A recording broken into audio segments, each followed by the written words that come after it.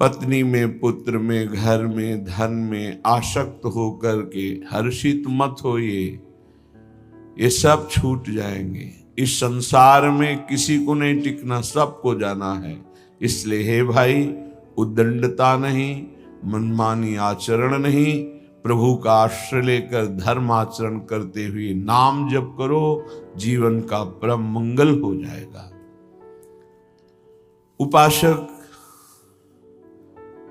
अपने इंद्रिय मन को किसी भी उत्सव का निमित्त बनाकर, किसी आनंद में प्रफुल्लित होकर या किसी विक्षेप को प्राप्त होकर कभी किसी विषय को स्वीकार न करे।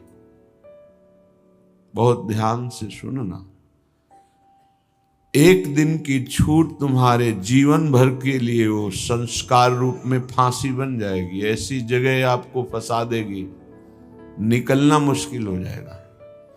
फंसना सहज है, निकलना मुश्किल है। हर भोग एक विशाल अथाह दलदल है, धंसते चले जाओगे, निकलना कठिन है। इस बात को दिमाग में चाहे लिख लो या डायरी पे लिख लो। हर भोग माया का ऐसा दलदल है कि जो इसमें एक बार चखने के लिए कूदा वो धंसता चला गया। गुरु कृपा, हरि कृपा निकाल ले तो निकाल ले, या निकला हुआ महापुरुष निकाल ले, अन्यथा वो उसमें डूब ही जाता है। ऐसा दलदल है। वह श्री जी का कृपा पात्र है, आज नहीं तो कल वो महापुरुष बन जाएगा। अर्थात जो महापुरुषों की गति वो उसे प्राप्त हो जाएगी। वो धामवासी है, प्रियाजू ने स्वीकार किया है। आपका क्या अधिकार है कि आप उस पर दोष दर्शन करें? तो कह रहे हैं जो वृंदावन धाम में वास करते हैं उनके दृष्ट दोषों को दिखाई दे रहा है। ऐसा नहीं कि नहीं दिखाई दे रहा, आप आरोप लगा रहे हैं, दिखाई दे रहा है। दृष्ट दोषों को सत्य मान करके वर्णन करते, उनकी निंदा करते हैं, तो आपका भाग्य दुर्भाग्य में बदल जाएगा। यदि आप ये विचार करके कि श्री जी के लाड़िले हैं, इनकी बाहरी बात है पर इनके ऊपर बहुत कृपा है, आज नहीं तो कल ये सब सुधर जाएंगे क्योंकि लाडली जी के कृपा पात्र हैं, बात बन गई। ऐसे मूर्ख लोग अपना संकट स्वयं चयन कर लेते हैं। जो दूसरों की, वृंदावनवासी की दोष दृष्टि से निंदा आदि करते हैं, बहुत निकृष्ट बात है, इसे कभी स्वीकार न करें। सच्ची कहते हैं, देखो अपने सब पावन भूमि में बैठे हैं, निंदा तो अपनी करनी चाहिए। अंदर से देखो, ईमानदारी से देखो, जो हमारे अंदर कूड़ा करकट है इसकी निंदा करनी चाहिए कि मैं बहुत नीच हूं, हम पर इतनी कृपा है लाडली जी की, इतना दुलार कर रहे हो, हम उनकी दुलार को ठुकराए चले जा रहे हैं। वो कह रहे हैं दाहिने चलो, हम बाएं बढ़ते चले जा रहे हैं, पर वो कृपा ही करती जा रहे हैं। हम कभी एकांत में बैठकर नहीं रोए कि मैं कितना नीच अपराधी हूं कि अपने इतने करुणा में स्वामी का विरोध कर रहा हूं, उनके विरुद्ध चल रहा हूं, जबकि प्रतिकूलस्य विसर्जनम, बिल्कुल विसर्जन कर देना, आज के बाद कोई गलती नहीं होगी। पर हम गलती पे गलती करे जा रहे हैं। श्री जी इस बार माफ कर दो, आगे से फिर किया, श्री जी इस बार माफ कर दो, फिर वही वो माफ करती चली जा रही। हमसे गलती होती, जब हम ये देखेंगे तो हम दूसरे को देखने लायक ही नहीं। हम क्या दूसरे को देखें? हम अच्छे हों तो दूसरे को देखें, और जब सच्चाई में तुम अच्छे हो जाओगे तो दूसरे के दोष नहीं दिखाई देंगे, सब में अपने प्रभु दिखाई देंगे। इसलिए श्रीपाद कह रहे हो, मूर्ख लोग अपने संकट को बुलाते हैं, संकट का निर्माण करते हैं। ये बहुत भयावह बात है कि किसी वैष्णव या किसी वृंदावनवासी की निंदा बिल्कुल भूल कर मत करना। ये ब्रजवासी जन भगवान के लाड़िले हैं। देवराज इंद्र को भ्रम हो गया, घुटनों पे आ गए, तब भगवान ने क्षमा किया। जाओ, त्रिभुवनपति घुटनों पे बैठे थे इसी रज में। ये जो गोविंद कुंड है ना, घुटनों पर थे, नाथ क्षमा कर दो। जाओ, ऐसा अहंकार मत करो कि तुम्हारे द्वारा पूरी सृष्टि चल रही है।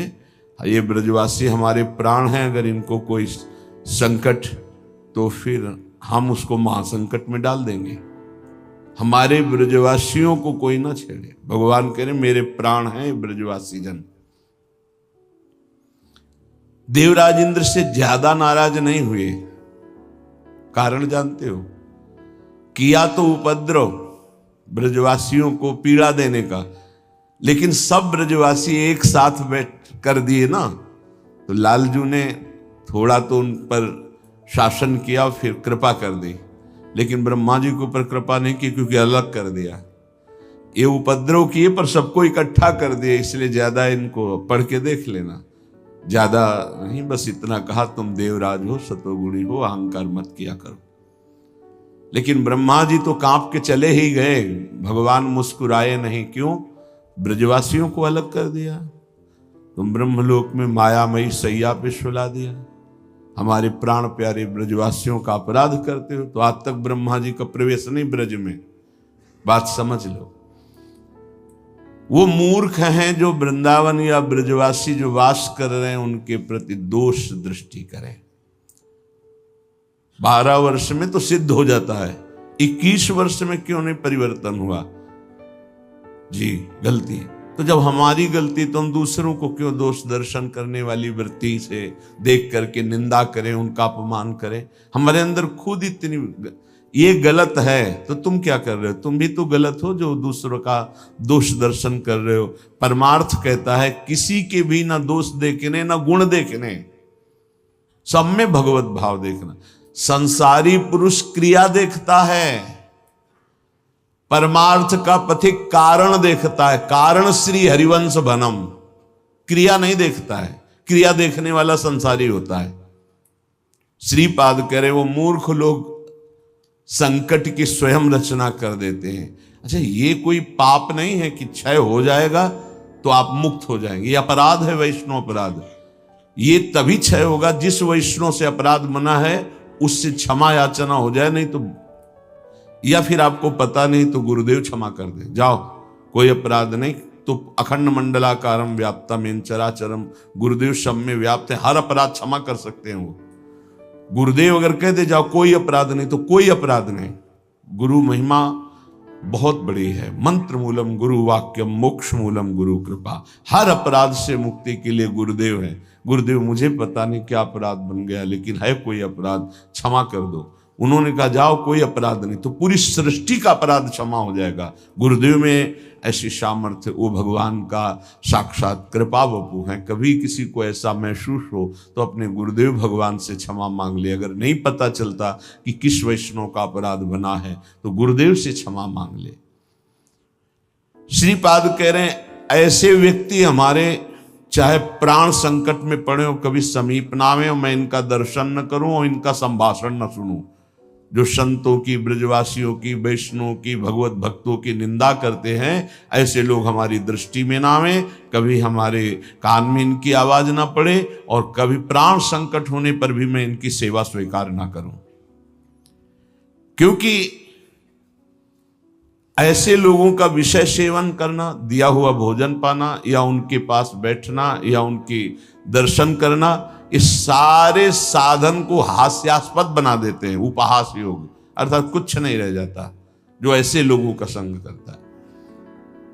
अपराध नहीं, निंदा नहीं होनी चाहिए, बहुत सावधान।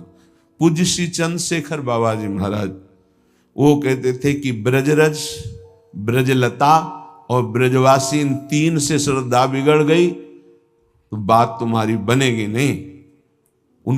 उनके श्रीमुख के शब्द थे कि तुम रेगिस्तान में वास कर लो तो तुम्हारा कल्याण हो सकता है, लेकिन ब्रजवासी, ब्रजरज, ब्रजलता, इनका अपमान अपराध करोगे तो वृंदावन में तुम्हारा कल्याण होने वाला नहीं है।